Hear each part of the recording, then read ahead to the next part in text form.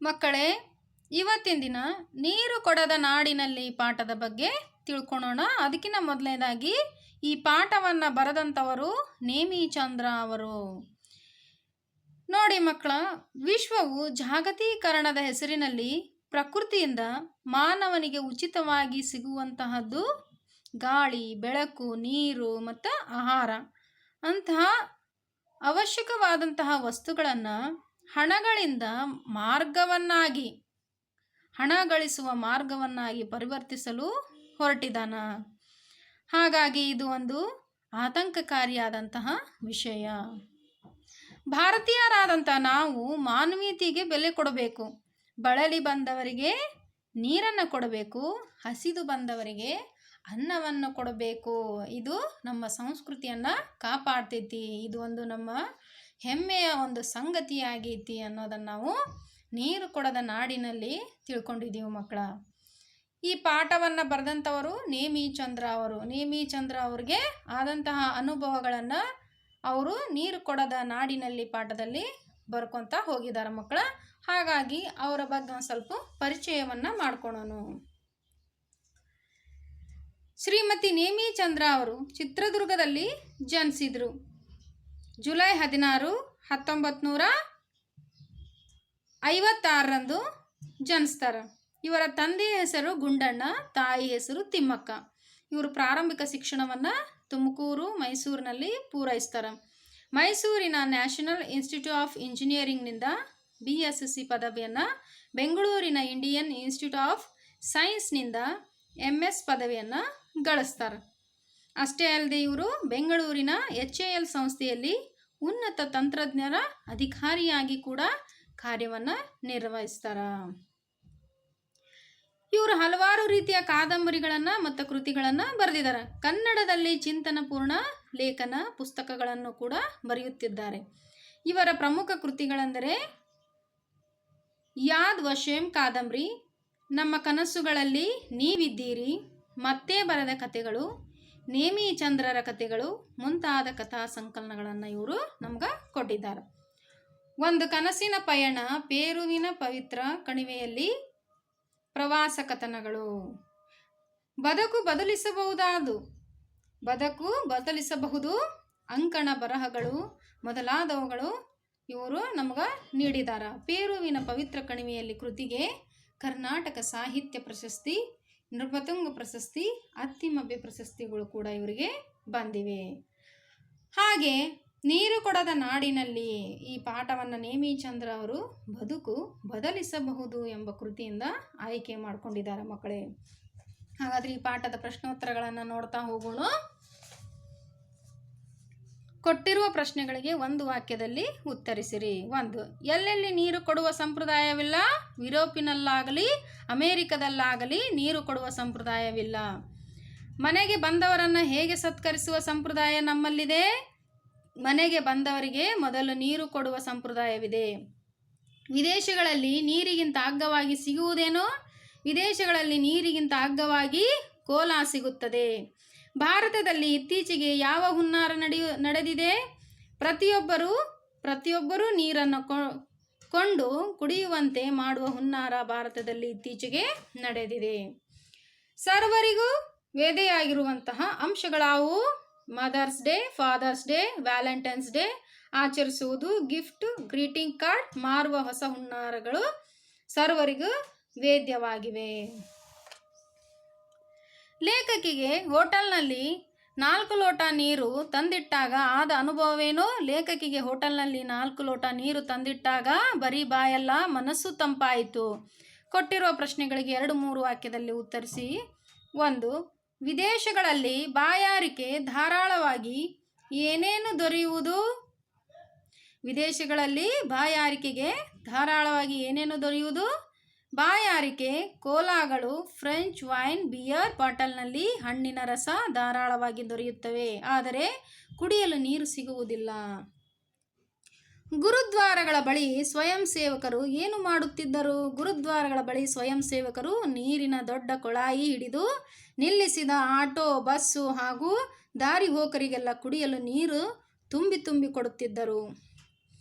ಕೋಲಾಗಳ ಆಸೆಯಿಂದ ನಾವು ಏನೆಲ್ಲ ತೊರೆಯುತ್ತಿದ್ದೇವೆ. ಕೋಲಾಗಳ ಆಸೆಯಿಂದ ನಾವು ಎಳನೀರು, ಮಜ್ಜಿಗೆ, ಪಾನಕ, ಕಬ್ಬಿನ ಹಾಲು, ತಾಜಾ ಹಣ್ಣಿನ ರಸ ಎಲ್ಲವನ್ನು ತೊರೆಯುತ್ತಿದ್ದೇವೆ.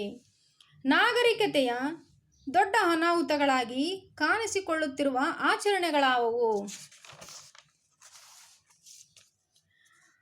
Mother's day, father's day, valentine's day ಆಚರಿಸುವುದು ದೊಡ್ಡ ಅನಾಹುತಗಳಾಗಿ ಕಾಣಿಸಿಕೊಳ್ಳುತ್ತವೆ. ಈ ಹೊಸ ಹೊಸ ದಿನಗಳೆಲ್ಲ ಉಕ್ಕಿದ ಪ್ರೀತಿಯ ದ್ಯೋತಕವಲ್ಲ, ಗಿಫ್ಟ್, ಗ್ರೀಟಿಂಗ್ ಕಾರ್ಡ್ ಮಾರುವ ಹೊಸ ಹುನ್ನಾರಗಳೆಂಬುದು ಎಲ್ಲರಿಗೂ ತಿಳಿದಿದೆ. ಜನಪ್ರಿಯ ಹೋಟೆಲ್ನ ಮಾಲೀಕನಿಗೆ ತಂಪು ಪಾನೀಯ ಕಂಪನಿ ಹೇಳಿದ್ದೇನು? ತಂಪು ಪಾನೀಯದ ಕಂಪನಿಯೊಂದು ಜನಪ್ರಿಯ ಹೋಟೆಲಿನ ಮಾಲೀಕರೊಬ್ಬರನ್ನು ಸಂಪರ್ಕಿಸಿ, ನೀವು ಗ್ರಾಹಕರಿಗೆ ಬಂದೊಡನೆ ನೀರು ಕೊಡುವುದನ್ನು ನಿಲ್ಲಿಸಿದರೆ ಇಷ್ಟು ಹಣ ಕೊಡುವುದಾಗಿ ಹೇಳಿತ್ತು. ಇನ್ನು 5-6 ವಾಕ್ಯದಲ್ಲಿ ದುಡ್ಡಿಲ್ಲದೆ ಕುಡಿಯಬಲ್ಲ ನೀರು ಸಿಗುತ್ತಿದ್ದ ಕಾಲದ ಬಗ್ಗೆ ಲೇಖಕರ ಅಭಿಪ್ರಾಯವೇನು? ನೀರು ಸಲೀಸಾಗಿ ಎಲ್ಲೆಂದರಲ್ಲಿ ಪುಕ್ಕಟೆಯಾಗಿ ವಿದೇಶಗಳಲ್ಲಿ ಖಂಡಿತ ಸಿಗುವುದಿಲ್ಲ. ನಮ್ಮಲ್ಲಿಯಂತೆಯೇ ರೈಲು ನಿಲ್ದಾಣಗಳಲ್ಲಿ, ಬಸ್ಸು ನಿಲ್ದಾಣಗಳಲ್ಲಿ, ವಿಮಾನ ನಿಲ್ದಾಣಗಳಲ್ಲೂ ದುಡ್ಡಿಲ್ಲದೆ ಕುಡಿಯಬಲ್ಲ ನೀರನ್ನು ಇರಿಸುವುದಿಲ್ಲ. ಬಾಯಾರಿದಾಗ ಈಗಲೂ ಹೋಟೆಲ್ ಒಂದಕ್ಕೆ ಹೊಕ್ಕು ನೀರು ಮಾತ್ರ ಕುಡಿದು ಹೊರಬರಬಹುದಾದ ಸವಲತ್ತು ಇಲ್ಲಿಲ್ಲ. ಮನೆಯ ಹೊರಗೆ ಕಾಂಪೌಂಡ್ ಗೋಡೆಗೆ ಸಣ್ಣ ತೊಟ್ಟಿ ಕಟ್ಟಿ ದನಕರುಗಳು ಕುಡಿದು ಹೋಗಲಿ ಎಂದು ನೀರು ತುಂಬಿಡುತ್ತಿದ್ದ ಬಾಲ್ಯದ ದಿನಗಳು ನನಗಿನ್ನೂ ನೆನಪಿದೆ. ದಿಲ್ಲಿಯಲ್ಲೂ ಯಾರೋ ಪುಣ್ಯಾತ್ಮರು ದೊಡ್ಡ ಮಣ್ಣಿನ ಮಡಿಕೆಗಳಲ್ಲಿ ನೀರು ತುಂಬಿಟ್ಟಿರುತ್ತಿದ್ದರು. ಅನೇಕ ಗುರುದ್ವಾರಗಳ ಬಳಿ ಸ್ವಯಂ ಸೇವಕರು ನೀರಿನ ದೊಡ್ಡ ಕೊಳಾಯಿ ಹಿಡಿದು ನಿಲ್ಲಿಸಿದ ಆಟೋ, ಬಸ್ಸು ಹಾಗೂ ದಾರಿ ಹೋಕರಿಗೆಲ್ಲ ನೀರು ತುಂಬಿ ಕುಡಿಸುತ್ತಿದ್ದರು ಎಂದು ದುಡ್ಡಿಲ್ಲದೆ ಕುಡಿಯಬಲ್ಲ ನೀರು ಸಿಗುತ್ತಿದ್ದ ಕಾಲದ ಬಗ್ಗೆ ಲೇಖಕರು ಅಭಿಪ್ರಾಯಪಟ್ಟಿದ್ದಾರೆ. ಕಂಪನಿಗಳು ಅಪ್ಪಟ ಅಗತ್ಯದ ವಸ್ತುಗಳನ್ನು ಇವಿಲ್ಲದೆ ಬದುಕಿಲ್ಲ ಎಂಬಂತೆ ಹೇಗೆ ಬಿಂಬಿಸುತ್ತಿವೆ?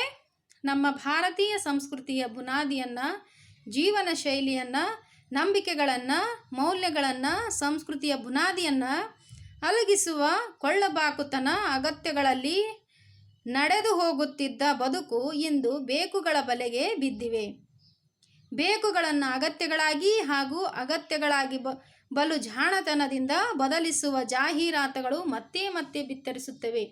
ಕಂಪನಿಗಳು ಆರಾಮ, ಐಷಾರಾಮದ ಅಪ್ಪಟ ಅಗತ್ಯದ ವಸ್ತುಗಳನ್ನು ಇವಿಲ್ಲದೆ ಬದುಕಿಲ್ಲ ಎಂಬಂತೆ ಬಿಂಬಿಸುತ್ತವೆ. ಡಿಯೋಡೆಂಟರ್ ಹಾಕಿಕೊಳ್ಳದೆ ಇದ್ದರೆ ತಾನು ನಾತ ಬಡಿಯುತ್ತೇನೆ ಎಂಬಷ್ಟು ಕೀಳಿರಿಮೆಯನ್ನು ಕಂಪನಿಗಳು ಹುಟ್ಟಿಸಬಲ್ಲವು. ಕೊನೆಗೆ ಎಲ್ಲರೂ ನಮ್ಮನ್ನು ಕೊಳ್ಳುವಂತೆ ಪ್ರೇರೇಪಿಸುತ್ತವೆ. ಇನ್ನು ಲೇಖಕಿಗೆ ಬೆಂಗಳೂರಿನಲ್ಲಿ ನೀರು ಕೊಡದ ಸಂಸ್ಕೃತಿಯ ಬಗ್ಗೆ ಆದ ಅನುಭವಗಳನ್ನು ಬರೆಯಿರಿ. ಬೆಂಗಳೂರಿನ ಮಹಾತ್ಮ ಗಾಂಧಿ ರಸ್ತೆ, ಬಾಂಬೆ ಬಜಾರ್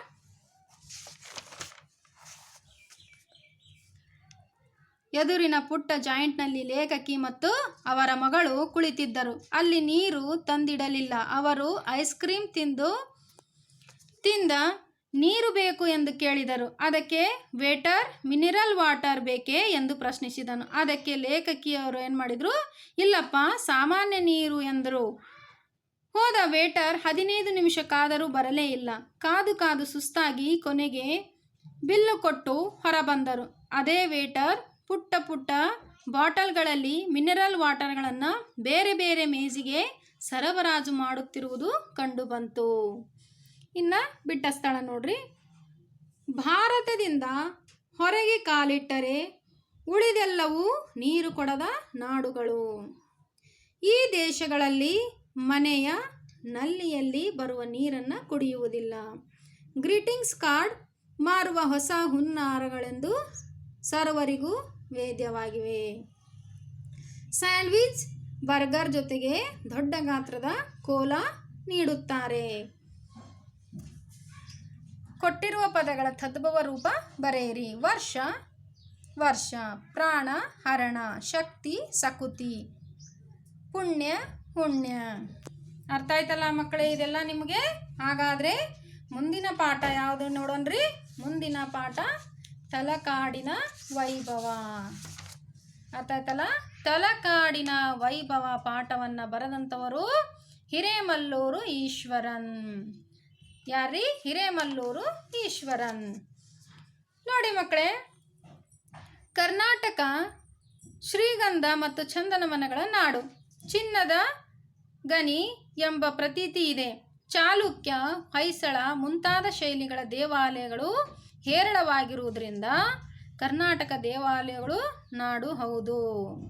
ಕರ್ನಾಟಕ ದೇವಾಲಯಗಳ ನಾಡು ಅಂತ ನಾವಿಲ್ಲಿ ಹೇಳ್ಬೋದು. ನಮ್ಮಲ್ಲಿ ಪ್ರಕೃತಿ ಸೌಂದರ್ಯ, ರಾಜಮನೆತನಗಳ ವೈಭವವನ್ನು ನಾವು ವಿಶೇಷತೆಯನ್ನು ಇಲ್ಲಿ ಕಾಣಬಹುದು. ಹಾಗೆ ಅದರಲ್ಲೂ ಪಂಚಶಿವಾಲಯಗಳು ಆಸ್ತಿಕರ ಚಿತ್ತವನ್ನು ಗಮನ ಸೆಳೆಯುವಲ್ಲಿ ಮಹತ್ವದ ಪಾತ್ರವನ್ನು ವಹಿಸ್ತಾವು. ಹಾಗಾಗಿ ನೋಡ್ರಿ, ಪ್ರವಾಸಿಗರ, ಯಾತ್ರಾರ್ಥಿಗಳ, ವಾಸ್ತುತಜ್ಞರ ಕೇಂದ್ರ ಬಿಂದು ತಲಕಾಡು. ಆ ಚಿತ್ರಣವನ್ನು ಈ ತಲಕಾಡಿನ ವೈಭವದಲ್ಲಿ ಪಾಠದೊಳಗೆ ನಾವು ಕಾಣ್ತೀವಿ ಮಕ್ಕಳೇ. ಹಾಗಾದರೆ ಮೊದಲನೇದಾಗಿ ಈ ಹಿರೇಮಲ್ಲೂರು ಈಶ್ವರನ್ ಅವರ ಪರಿಚಯವನ್ನು ನೋಡೋಣ ಮಕ್ಕಳೇ. ಹಿರೇಮಲ್ಲೂರು ಈಶ್ವರನ್ ಅವರು 11/1/1922 ಹುಟ್ಟಿದ್ದು, 22/6/1998 ಮರಣವನ್ನು ಹೊಂತಾರ. ಹಾಗೆ ಅವ್ರ ಊರು ಯಾವುದ್ರಿ? ಹಾವೇರಿ ಜಿಲ್ಲೆಯ ಶಿಗ್ಗಾಂವಿ ತಾಲೂಕಿನ ಹಿರೇಮಲ್ಲೂರವರು. ಇವರು ಸಮಾಜಶಾಸ್ತ್ರಜ್ಞರಾದಂತಹ ಅಂತಾರಾಷ್ಟ್ರೀಯ ಪುರಸ್ಕೃತ ಸಾಹಿತಿನೂ ಆಗಿದ್ದರು. ಅಷ್ಟೇ ಅಲ್ಲದೆ ಲಿಂಗರಾಜ್ ಮಹಾವಿದ್ಯಾಲಯದಲ್ಲಿ MA ಪದವಿಯನ್ನು ಪಡೆದು ಇವರು ಕೊಲ್ಲಾಪುರದಲ್ಲಿ ಕನ್ನಡ ಅಧ್ಯಾಪಕರಾಗಿ ಸೇವೆಯನ್ನು ಕೂಡ ಇವರು ಆರಂಭಿಸಿದರು. ಇವರು ಹಲವಾರು ರೀತಿಯಾದಂತಹ ಕೃತಿಗಳನ್ನು ಬರೆದಿದ್ದಾರೆ. ಕವಿ ಕಂಡ ನಾಡು, ಭಾರತದ ಹಳ್ಳಿಗಳು, ವಿಷ ನಿಮಿಷಗಳು, ವಲಸೆ ಹೋದ ಕನ್ನಡಿಗನ ಕತೆ, ರಾಜಾರಾಣಿ ಧೇಕೋ, ಶಿವನ ಬುಟ್ಟಿ, ತಾಯಿ ನೋಟ ಮೊದಲಾದಂತಹ ಕೃತಿಗಳನ್ನು ಇವರು ಬರೆದಿದ್ದಾರೆ. ಅಷ್ಟೇ ಅಲ್ಲದೆ ಹರಿಹರನ ಕೃತಿಗಳು ಒಂದು ಸಂಖ್ಯಾ ನಿರ್ಣಯ ಮಹಾಪ್ರಬಂಧಕ್ಕೆ ಡಾಕ್ಟರೇಟ್ ಕೂಡ ಇವರಿಗೆ ಲಭಿಸೈತಿ. ಹಿರೇಮಲ್ಲೂರು ಈಶ್ವರನ್ ಅವರು ಈ ಒಂದು ತಲಕಾಡಿನ ವೈಭವವನ್ನು ಕವಿ ಕಂಡ ನಾಡು ಪ್ರವಾಸ ಕಥನದಿಂದ ಆಯ್ಕೆ ಮಾಡಿಕೊಂಡಿದ್ದಾರೆ ಮಕ್ಕಳೇ. ಹಾಗಾದರೆ ಈ ಪಾಠದ ಪ್ರಶ್ನೋತ್ತರಗಳನ್ನು ನಾವೀಗ ನೋಡ್ತಾ ಹೋಗೋಣ.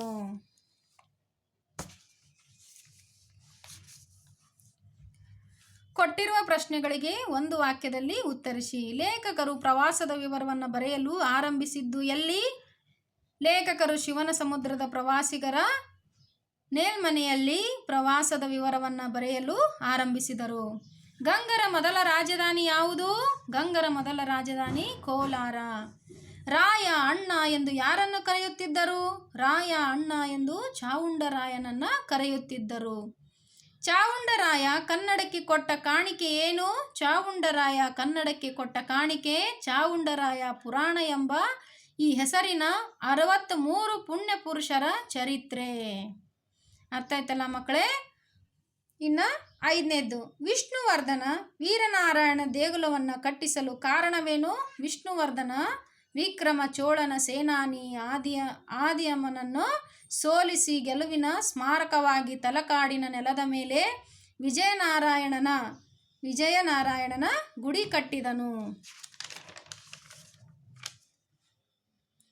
ರಾಷ್ಟ್ರದ ಚಾರಿತ್ರ್ಯದ ಹೆಗ್ಗುರುತು ಯಾವುದು? ರಾಷ್ಟ್ರದ ಚಾರಿತ್ರ್ಯದ ಹೆಗ್ಗುರುತು ದೇವಾಲಯಗಳು. ಹಾಗಾದರೆ 2-3 ವಾಕ್ಯದಲ್ಲಿ ನೋಡೋಣ ಮಕ್ಕಳೇ. ಶಿವನ ಸಮುದ್ರದಲ್ಲಿ ಸುಬ್ರಹ್ಮಣ್ಯಂ ಮಾಡಿದ ವ್ಯವಸ್ಥೆಗಳಾವವು? ಶಿವನ ಸಮುದ್ರದಲ್ಲಿ ಸುಬ್ರಹ್ಮಣ್ಯಂ ಲೇಖಕರು ಮತ್ತು ಅವನ ಸ್ನೇಹಿತರನ್ನು ವಿಶ್ವಾಸದಿಂದ ಸ್ವಾಗತಿಸಿದರು. ನೇಲ್ಮನೆಯನ್ನು ಕೂಡಲೇ ಖಾಲಿ ಮಾಡಿಸಿದರು. ಹಾಸಿಗೆ ಹಾಸಿಕೊಟ್ಟರು. ಊಟ ಉಪಚಾರದ ಬಗೆಗೆ ಕೇಳಿದರು. ಕೊನೆಗೆ ಹೋಗುವಾಗ ಗುಡ್ ನೈಟ್ ಅಂದರು. ಚಾವುಂಡರಾಯ ಯಾರು? ಆತನ ವಿಶೇಷತೆ ಏನು? ಚಾವುಂಡರಾಯ ಮಾರಸಿಂಹ, ರಾಚಮಲ್ಲ, ರಕ್ಕಸ, ಗಂಗರ ಮಂತ್ರಿ. ಅವನನ್ನು ಜನ ಹೆಸರು ಹಿಡಿದು ಕರೆಯುತ್ತಿರಲಿಲ್ಲ. ರಾಯ ಅಣ್ಣ ಎಂದು ಸಂಬೋಧಿಸುತ್ತಿದ್ದರು. ಅವನಿಗೆ ಕನ್ನಡದ ಏಳಿಗೆಯ ಹಂಬಲವೇ ಹಂಬಲ. ಸ್ವತಃ ಕವಿಯಾಗಿದ್ದ ಅವನು ರಚಿಸಿದ ಚಾವುಂಡರಾಯ ಪುರಾಣ ಎಂಬ ಹೆಸರಿನ 63 ಪುಣ್ಯ ಪುರುಷರ ಚರಿತ್ರೆಯು ಅವನನ್ನು ಕನ್ನಡಕ್ಕೆ ಕೊಟ್ಟ ಒಂದು ಕಾಣಿಕೆಯಾಗಿದೆ. ಚೋಳರ ಸಾಧನೆ ಏನು? ಚೋಳರು ಗುಡಿಗೋಪುರಗಳನ್ನು ಕಟ್ಟಿಸಿದರು. ರಾಜೇಶ್ವರ, ವೈಕುಂಠನಾರಾಯಣ, ಮರಳೇಶ್ವರ, ಪಾತಾಳೇಶ್ವರ, ವೈದ್ಯೇಶ್ವರ ಗುಡಿಗಳನ್ನು ಕಟ್ಟಿಸಿದರು. ಇನ್ನು 4-5 ವಾಕ್ಯದಲ್ಲಿ ಉತ್ತರವನ್ನು ಬರೆಯಿರಿ. ಗಂಗರ ಇತಿಹಾಸದ ವಿಶೇಷತೆ ಏನು? ಗಂಗರ ರಾಜ್ಯ ಗಂಗವಾಡಿ ಎಂದು ಹೆಸರಾಗಿದೆ. ಅವರ ಮೊದಲ ರಾಜಧಾನಿ ಕೋಲಾರ. ಸುಮಾರು ಕ್ರಿಸ್ತಶಕ 500ರ ಹೊತ್ತಿಗೆ ಕೋಲಾರದಿಂದ ಹರಿವರ್ಮ ರಾಜಧಾನಿಯನ್ನು ತಲಕಾಡಿಗೆ ತಂದನು.